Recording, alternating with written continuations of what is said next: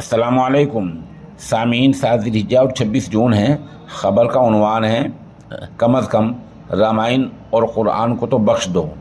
Allahabad high court. Allahabad high court ने ये बातें एक फ़ैसले के पस मंज़र में बैकग्राउंड में कही हैं।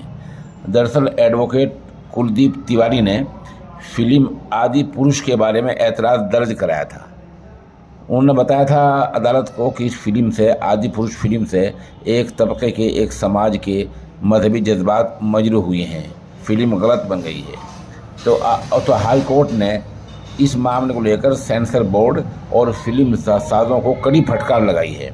फाजिल जज राजेश सिंह और फाजिल जज श्री प्रकाश सिंह की बेंच ने ये फटकार लगाई है। इस तरह एडवोकेट रंजना अग्निहोत्री ने अदालत को बताया कि फिल्म में काबिल एतराज़ बातें हैं और एक समाज के मजहबी जज्बात मजरू हुए हैं, फिल्म में गलत बयानी हो गई है। जज साहिबा ने यह भी कहा कि जो मजहबी किताबें हैं उनमें कुरान मजीद है, रामायण है, गीता है और गुरु ग्रंथ साहब हैं, तो कम अज़ कम इनको तो बख्श दो। इस फिल्म के डायरेक्टर ओम राउत और राइटर मनोज मुंतशिर हैं।